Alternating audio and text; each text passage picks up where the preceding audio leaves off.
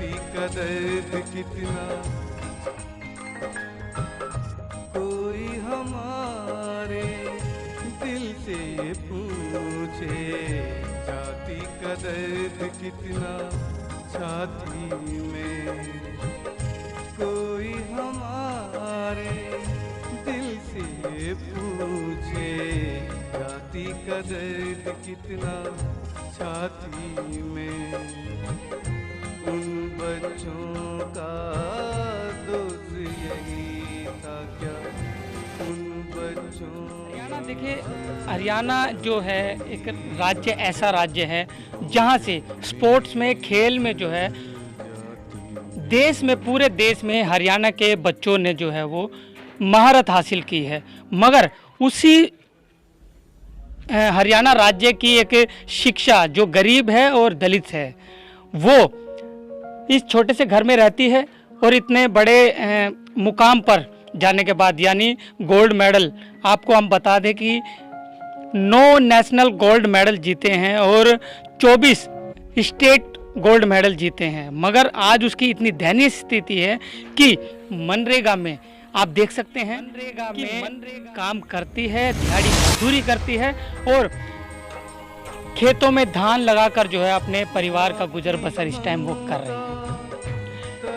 ये दयनीय स्थिति जो है सिर्फ दलितों के साथ ही क्यों होती है? इतना टैलेंट भरा होता है हरियाणा में, तो छोटे छोटे टैलेंट को भी जो है वो मान्यता दी जाती है, जबकि शिक्षा ने जो इतनी बड़ी टैलेंट जो है उसके अंदर, जो इतना प्रतिभाशाली है, इतने गोल्ड मेडल जीते हैं, ये तो गर्व होना चाहिए हरियाणा सरकार को और देश को। लेकिन गर्व के साथ साथ जो है उसकी दयनीय स्थिति को जो है अगर सुधारा जाए और उसको आगे बढ़ाया जाए, तो उसमें जो है राज्य सरकार और केंद्र सरकार जो है वो काम कर सकती है। मगर क्या हो रहा है कि उसकी जो प्रतिभा है, जो उसका टैलेंट है, वो उसको छुपाया जा रहा है। सोशल मीडिया के जरिए हमें जब पता लगा, जागो समाज चैनल को जब ये पता लगा कि शिक्षा के साथ ये जो है व्यवहार किया जा रहा है इस देश के अंदर, इस राज्य के अंदर, हरियाणा के अंदर, रोहतक के अंदर, तो रहा नहीं गया और उसके घर पर जो है हम आए हैं।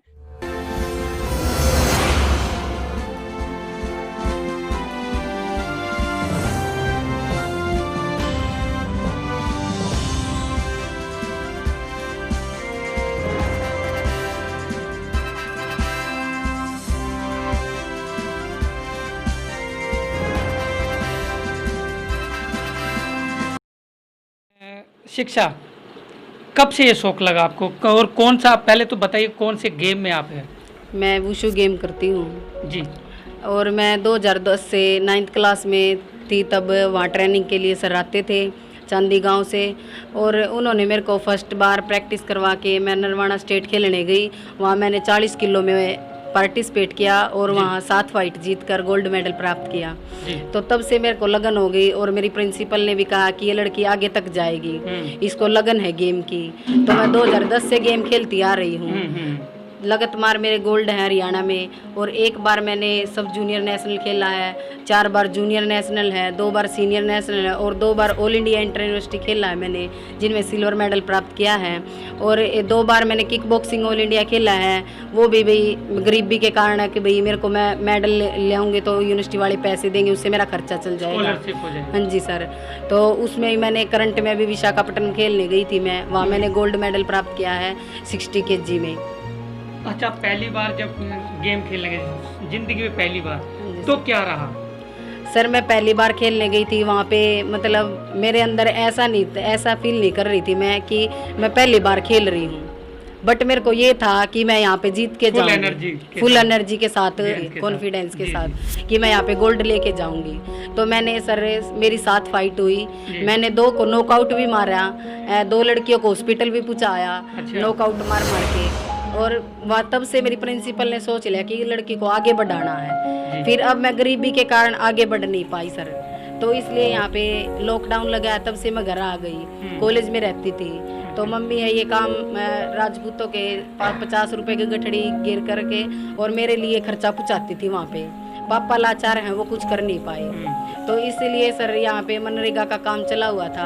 मैं यहाँ मनरेगा पे दिहाड़ी करती थी और वहाँ पे भी मेरे को दिहाड़ी नहीं मिलती थी सर। तो वहाँ पे फिर सर बारिश के कारण मनरेगा का काम बंद हो गया। तो यहाँ पे सर दान वगैरह लग रहे थे, वहाँ 16 आदमी 17 आदमी इतने चले जाते थे सर। तो 280 कभी 300 रुपये ऐसे पड़ जाते थे सर, उनसे हमारा गुजारा चल जाता था।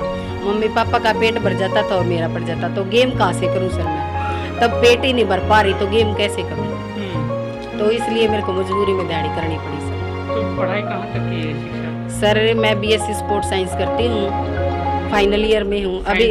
हाँ जी सर, अभी 6th सेम के एग्ज़ाम नहीं हुए हैं। वो बोल रहे कि लॉकडाउन की इसके कोरोना की वजह से प्रमोट कर दिए हैं, बट अभी कोई पक्का नहीं है कि भाई प्रमोट किए भी हैं या नहीं किए हैं। अच्छा, तो अभी रिजल्ट आना बाकी है सर। मतलब आपका नाम जो माता पिता ने जो नाम रखा है शिक्षा, हाँ जी सर, उस शिक्षा की गरिमा को देखते हुए आप अपनी मेहनत जो है वो कर रहे हैं। हाँ जी सर। आपने पढ़ाई भी की है, BSc में आप बता रहे हैं। हाँ जी सर। और आपने टैलेंट भी, जो प्रतिभा जो आपने प्राप्त की है, जो मेहनत की है, वो भी आप कर रहे हैं। हाँ जी। यानी शिक्षा नाम को आप जाया नहीं जाने देंगे। नहीं सर। लेकिन ये जो है अब सरकारों के ऊपर बात है कि सरकार बेटी बचाओ बेटी पढ़ाओ का जो नारा देती है हाँ जी सर। और उसमें पूरी हेल्प करने की जो बात करती है, तो उसमें अब वो आपकी कितनी हेल्प करती है और समाज कितना आपको हेल्प करता है? सर मैं जीत के आई हूँ, गांव वालों ने मेरा स्वागत भी किया है, बट हेल्प तो किसी ने की नहीं है। बट बोलते हैं मेरे को कि हम आपकी हेल्प करेंगे, बट किसी ने हेल्प नहीं की है मेरी। देखिए आप देख सकते हैं कि हम शिक्षा के घर पर खड़े हैं और छोटा सा घर है और इतने जो है हमसे भी जो है यहाँ खड़ा नहीं हुआ जा रहा, क्योंकि पसीने इतने आ रहे हैं, तपती गर्मी पड़ रही है। और शिक्षा को आप देख सकते हैं कितने पसीने जो है उसको भी छूट रहे हैं जब हम उनका इंटरव्यू कर रहे हैं। आप सोच सकते हैं कि यहाँ पर जो है शिक्षा का परिवार कैसे रहता होगा अगर ये आप चीज़ देखते हैं कि शिक्षा के अंदर इतना टैलेंट है, इतनी प्रतिभाएं हैं और आप उसको सपोर्ट अगर नहीं करते हैं, तो ये सबसे बड़ी शर्म की बात समाज को है और सरकार को उससे ज़्यादा है। क्योंकि सरकार का दायित्व बनता है, सरकार का एक डिपार्टमेंट होता है जो ऐसे प्रतिभा को जो है वो खोजती है। वो उनका IT सेल जो है वो यही काम करता है कि कहाँ पर जो है वो प्रतिभाएं छुपी हुई हैं, टैलेंट छुपा हुआ, उसको बाहर निकाल कर जो है वो आगे बढ़ाते हैं, उनको स्कॉलरशिप देते हैं। मगर वहीं जातिवाद आ जाता है। जाति का इतना बड़ा कलंक जो है वो आज के दौर में भी चल रहा है। आज लोग कहते हैं आरक्षण खत्म करिए, आरक्षण खत्म करिए, समानता लाइए। भाई ठीक है, आरक्षण खत्म करिए, लेकिन क्या समानता ऐसे आती है? इतना बड़ा टैलेंट है, इतनी पढ़ी लिखी लड़की है, क्या कोई अब आरक्षण जब चालू है तो ये हाल है कि शिक्षा को और शिक्षा जैसे और बच्चों को जो है इग्नोर किया जाता है। आरक्षण अगर खत्म हो गया तो आप सोच सकते हैं क्या बीतेगी। क्या आपको कभी जिंदगी में आगे आने देंगे? क्या ये ऐसे बच्चों को आगे आने देंगे जो गरीब बच्चे और टैलेंट से भरपूर हैं और कहते हैं आरक्षण के बल पर आ गए? ये शिक्षा है, अगर आप इनसे एक बार झड़प करके देखिए, आपको धूल ना चटा दी तो हमारा नाम भी नहीं है। दिखाएंगे आपको। लेकिन शिक्षा ने कितने मेडल जो है वो जीते हुए हैं। और आप देख सकते हैं एक इतने बड़े घर में जो है, इतने परिवार में जो है सिर्फ यही एक पंखा है और छोटा सा पंखा है देखिए, और यहाँ पर गर्मी बहुत ज़्यादा है। हम दिखाएंगे आपको, देखिए कितने मेडल जो है शिक्षा ने वो जीते हुए हैं।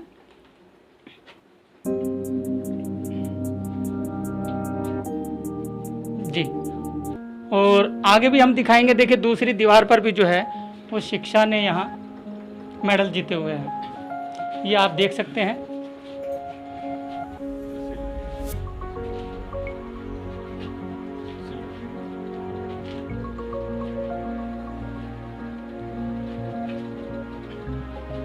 और ये देख सकेंगे कि यहाँ पर भी देखिए कई शील्ड जो है यहाँ पर रखी हुई है। यानी इतने इनाम, इतने मेडल जो है वो जीते हुए हैं कि घर पे जो है वो रखने की भी सही से जगह नहीं है। और ये प्रतिभा जो है सिर्फ शिक्षा के अंदर है। और कबीर जी का यहाँ पर है फोटो, आप देख सकेंगे कि, और उसके बराबर में जो है ये शिक्षा है, शिक्षा सुरेलिया जी, इंदरगढ़ चांदी। और 56 किलो वर्ग में सिल्वर मेडल जीतने पर आपका हार्दिक स्वागत। ये जब शिक्षा ने सिल्वर जब जीता था तो गांव ने जो है वो स्वागत किया था। ये तब का फोटो है। और ये देखिए हमारा दायित्व बनता है, पत्रकारों का दायित्व बनता है, सरकारों का दायित्व बनता है, जो राजनीति में लोग हैं उनका दायित्व बनता है, समाज का दायित्व बनता है। आप इन्हें हेल्प कीजिए। देखिए सहानुभूति से एक पेट नहीं भरता, सहानुभूति से आगे नहीं बढ़ा जाता, लेकिन आर्थिक आप मदद करेंगे, आर्थिक समाज मदद करता है, लोग मदद करते हैं, सरकार मदद करती है, तो शिक्षा आगे बढ़ेगी। शिक्षा को तो आपने रोक रखा है एक छोटे से गांव में, धान लगाने के लिए, मनरेगा में मजदूरी करने के लिए शिक्षा को तो वहां लगा रखा है। लेकिन शिक्षा को आप आगे बढ़ाइए। शिक्षा तब आगे बढ़ेगी जब आप उसका पूर्ण रूप से सहयोग करेंगे। शिक्षा क्या कहना चाहेंगे सरकार से? सर यही है कि सरकार से मेरे को छोटी मोटी कोई जॉब दिलवा दे, जिससे घर वालों का भी पेट भर जाए। मतलब और मेरा भी। आपने जो प्रतिभा जो ली है, जो आपका टैलेंट है, वो तो डीएसपी के लायक है। आप छोटी मोटी जॉब मांग रहे हैं। सर सरकार छोटी मोटी दे देगी, उसमें भी गुजारा हो जाएगा। वो भी नहीं दे रही सरकार, तो छोटी मोटी जॉब भी नहीं मिल रही है। अभी मेरे को 13 साल गेम करते हुए हो गए। मैंने फॉर्म भी अप्लाई किए हैं ITBP में, तब भी मेरा फॉर्म रिजेक्ट कर दिया उन्होंने। शिक्षा के साथ देखिए आप लोगों को होना चाहिए और शिक्षा का साथ देना चाहिए। और चलिए इसी के साथ जो है बच्ची की जब मैंने क्लिप देखी कि वो धान लगा रही है, इतनी टैलेंट होने के बाद जो है वो मजदूरी कर रही है। कस्सी से देख सकेंगे कि आप, कस्सी से जो है वो गड्ढे खोदती है, ट्रॉली में जो है वो मिट्टियां डाल रही है घर चलाने के लिए। तो ये शर्म आनी चाहिए सरकारों को। आप जातिवाद ना करें, आप टैलेंट देखें सिर्फ। अगर आपको टैलेंट लगता है कि शिक्षा के अंदर टैलेंट है तो आगे बढ़ाइए उसको अच्छी नौकरी दीजिए, DSP उसको लगाइए। इसके अंदर जुनून है, प्रतिभा है उसके अंदर इतना टैलेंट। और आप अपनी दिहाड़ी मजदूरी करके भी 50 रुपया जो आपको मिलता है वो भी आप शिक्षा के पीछे लगाते हैं। हाँ जी। शिक्षा पर आपको भरोसा है? हाँ भरोसा जी मना। सरकार से आप क्या कहना चाहेंगे? मैं चाह मेरी बेटी ने को नौकरी मिल जावा, मेरी बेटी आगे बढ़े जी, पूरे देश का नाम को बढ़िया रोशन करे जी। तो देखिए माता पिता का यही सपना होता है, देखिए उनके बच्चे टैलेंटेड बने, उनके बच्चे कुछ बन जाए, अधिकारी बने या स्पोर्ट्स में आगे बढ़े। और यही एक गरीब माँ बाप का जो है वो सपना है। कभी इन माँ बाप के सामने कभी वो सपना पूरा होगा जो इन्होंने अपनी आंखों से देखा, इन नम आंखों से देखा है इस सपने को कि शिक्षा जो है वो इनके परिवार को संभाल सकेगी। अपनी बच्ची को पढ़ाया इन्होंने, लिखाया। जहाँ गांव में बच्चियों को कहीं जाने की इजाज़त नहीं होती, उस गांव में इन माँ बाप ने जो है अपनी बच्ची को पढ़ाया लिखाया और ये टैलेंट सिखाया। तो सिर्फ यही सपने को लेकर कि उनका बच्चा जो है कभी पढ़ लिख कर जो है वो आगे बढ़ेगा और अपने परिवार को सेटल करेगा, सिर्फ यही सपना है। सही बात है। अमेरिका में जैसे गोरा काले का जो भेद है वो इंडिया में भी है। फोटो में देखते हैं कि काला रंग है तो डेफिनेटली दलित होगी, तो उसको रिजेक्ट कर देते हैं। गोरा है और उसका सरनेम चलता है यहाँ इंडिया में, सरनेम चलते हैं तो उनका काम होता है। लेकिन शिक्षा की फोटो देखकर या शिक्षा के सरनेम को देखकर जो है वो इग्नोर किया गया है और उसको रिजेक्ट किया गया है। और इस बात को जो है वो बर्दाश्त नहीं किया जाएगा, क्योंकि आज जो है लोग जागरूक है, समाज जागरूक है, हर इंसान जो है वो जागरूक हो रहा है। कैसे सियासत होती है, कैसे सियासत करके जो है टैलेंट को रोका जाता है, शिक्षा को रोका जाता है। और शिक्षा देखिए, शिक्षा बच्ची के अंदर जो है ये एक भाव इनके जो है वो बिल्कुल साधारण भाव है और ये जो है नहीं जानती। डाइट के बारे में जब पूछा गया कि डाइट क्या लेते हैं तो इसने कहा सर डाइट तो मुझे पता नहीं है। तो ऐसे टैलेंटेड बच्चे जो बिल्कुल नॉर्मल खाना खाकर, घर का दाल रोटी खाकर, चटनी रोटी खाकर, ये तो चटनी खाते होंगे, दाल भी तो इनको महंगी लगती होगी, दाल महंगी है।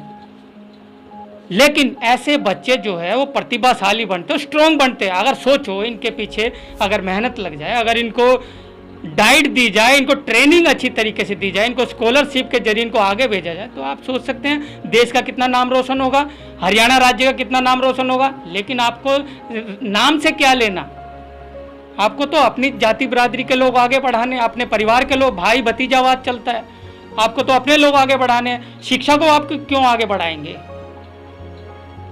आप अनपढ़ को आगे बढ़ा सकते हैं, शिक्षा को नहीं आगे बढ़ाएंगे। तो ये सबसे बड़ी शर्म की बात है इस देश में, इस हरियाणा राज्य में, जो सरकारें ये सोचती है कि शिक्षा दलित है और इसका साथ नहीं देना चाहिए। हमारे साथ में गाजियाबाद से लोग आए हैं, दिल्ली से लोग आए हैं, और उन्होंने जो संपर्क किया हमसे, हमने भी उनसे बताया है, तो हम साथ मिलकर जो है वो आए हैं और शिक्षा को जो है पूरी हेल्प देने के लिए जो है वो लोग अब सामने आएंगे। जितने भी राजनीति में जो काम करते हैं लोग, जो कार्य करता है, सिर्फ दरी बिछाने का काम मत करिए, आप लोग भीड़ इकट्ठा करने का काम मत करिए, आप लोग अपने लोगों के लिए लड़िए, उनसे सवाल पूछिए, आप हमारे लोगों का काम क्यों नहीं करते, आप उनकी सुनवाई क्यों नहीं करते, उनके आगे क्यों नहीं बढ़ाते, स्कॉलरशिप क्यों नहीं देते उनको, तब समाज आगे बढ़ेगा। और विपक्ष का भी इसमें सबसे बड़ा रोल है, विपक्ष को भी इसकी आवाज उठानी चाहिए। जो भी यहाँ पर हरियाणा में विपक्ष है उसको इसकी आवाज जोरों शोरों से उठानी चाहिए। और क्या कहेंगे, ये जो दयनीय जो स्थिति है, और ये खाली शिक्षा के साथ नहीं है, ये और भी जो दलित समाज के जो बच्चे हैं टैलेंटेड, उनको आप जैसे युवा जो है वो निकल कर आ रहे हैं, तो क्या किस दिशा में काम करना चाहिए, क्या कहना चाहेंगे सर? नाम महकार ढकोलिया वाल्मीकि है।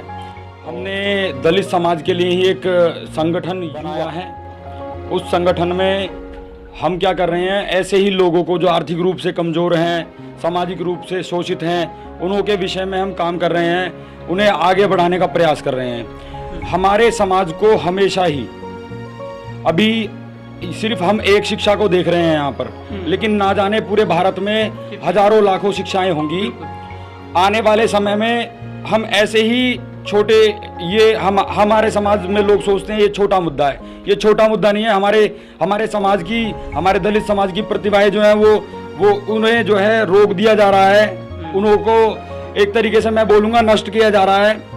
सरकार को हमारी बात समझनी चाहिए, दलित समाज को आगे बढ़ाने का प्रयास करना चाहिए। एक तरफ तो सरकार बोलती है बेटी बचाओ बेटी पढ़ाओ, लेकिन यहाँ देखिए आप, बेटी बचाना और बेटी पढ़ाना क्या हो रहा है। एक बेटी जो इतने सारे मेडल शील्ड यहाँ जीतती है, जिसको आज तक डाइट के बारे में पता नहीं है कि खाना एक्चुअल में क्या है, उसे वो दाल रोटी चटनी खाकर काम कर रही है, अपने एक मतलब व्हील पावर पे वो इतना आगे बढ़ने का प्रयास कर रही है, उसके बावजूद भी उसे, और उसने कर दिखाया है कुछ, इतने मेडल वैसे ही नहीं आ जाते हैं, उसके बावजूद भी उसकी प्रतिभा को आगे नहीं बढ़ाया जा रहा है। ये हमारे दमन का सबसे बड़ा जो है एक तरीका है। जो हमारे समाज के प्रतिभाशील लोग हैं उन्हों का दमन किया जा रहा है मेरी नज़र से, और कि हमारा समाज आगे बढ़कर आए और मदद करे सीधे तौर पर।